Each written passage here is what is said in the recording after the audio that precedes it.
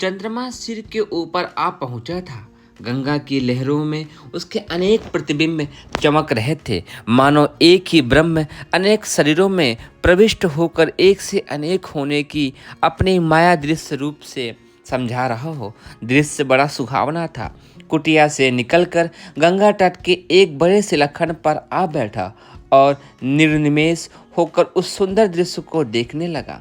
थोड़ी देर में झपकी लगी और उसी शीतल शिलाखंड पर ही नींद आ गई।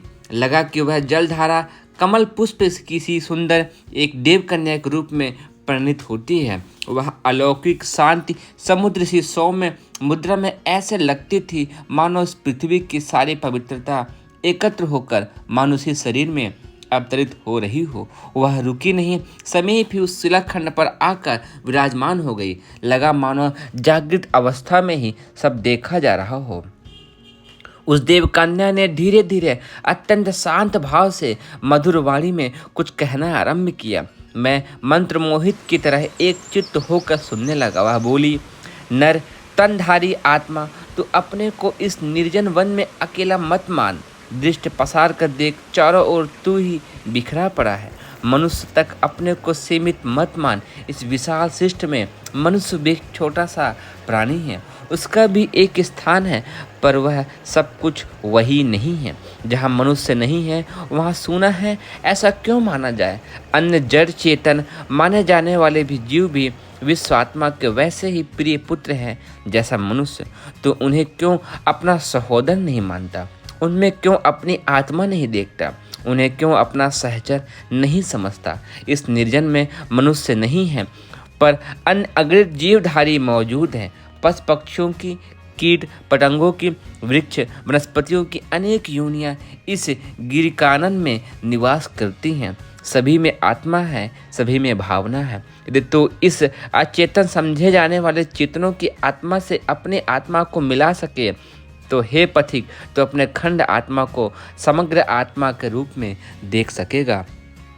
धरती पर अवतरित हुए दिव्य सौंदर्य की अद्भुत प्रतिमा देवकन्या बिना रुके कहती ही जा रही थी। मनुष्य को भगवान ने बुद्धि दी, पर वह अभागा उसका सुख कहाँ से ले सका? तृष्णा और वासना में उसने इस देवी वरदान का दुरुपयोग किया और जो आनंद मिल सकता था उससे वंचित हो गया। वह प्रशंसा के योग्य प्राणी करुणा का पात्र है, पर सृष्टि के अन्य जीव इस प्राणी की मूर्खता नहीं करते। उनमें चेतना की मात्रा न्यून भले ही हो, पर भावना को उनकी भावना के साथ मिलाकर तो देख, अकेलापन कहाँ कहाँ कहाँ है? सभी तो तेरे ही सहचर हैं, सभी तेरे बंधु बांधव हैं। करवट बदलते ही नींद की झपकी खुल गई।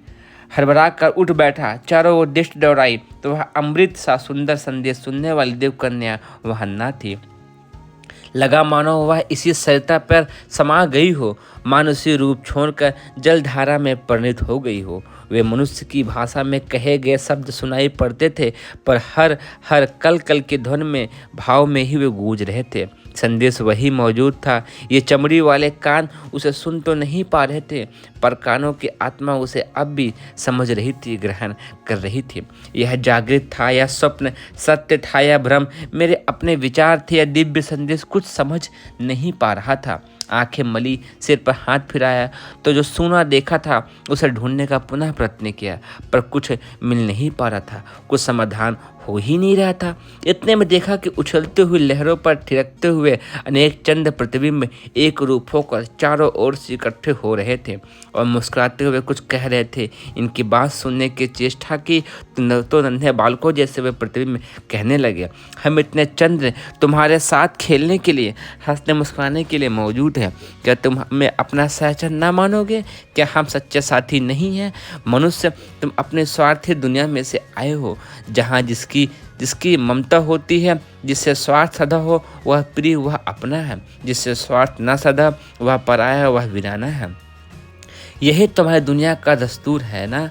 उसे छोड़ो, हमारी दुनिया का दस्तूर सीखो। यहाँ संकीर्णता नहीं, यहाँ ममता नहीं, यहाँ स्वार्थ नहीं, यहाँ सभी अपने हैं, सभी अपनी ही आत्मा है, ऐसा सोचा जाता है। तुम भी इसी प्रकार सोचो, फिर हम इतने चंद्र बिंबों के सहचर रहते हुए तुम्हें सोनापन प्रतीत ही न होगा। तुम तो यहाँ कुछ साधन करने आए हो ना। साधना करने वाली इस गंगा को देखते नहीं, प्रीतम के प्रेम में तल्लीन होकर उससे मिलने के लिए कितने तल्लीनता और आतुरता से चली जा रही है।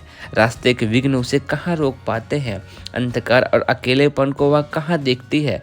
लक्ष्य की यात्रा से एक क्षण के लिए भी उसका मन कहाँ विरत होता है। यह साधना का पथ अपनाना है तो तुम्हें भी यही आदर्श अपनाना होगा।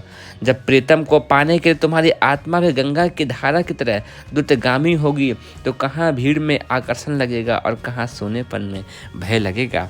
गंगा तट पर निवास करना है तो गंगा की प्रेम साधना भी सीखे साधक।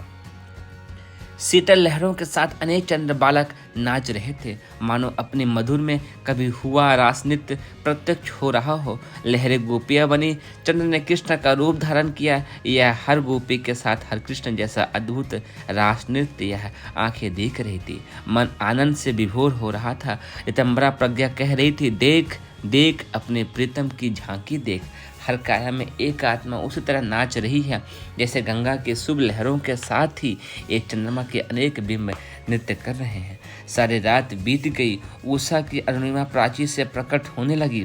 जो देखा वह अद्भुत था। सोनेपन का भय चला गया। कुटी की ओर पैर धीरे धीरे लौट रहे थे। सोनेपन का प्रश्न अब भी मस्तिष्क में मौजूद था।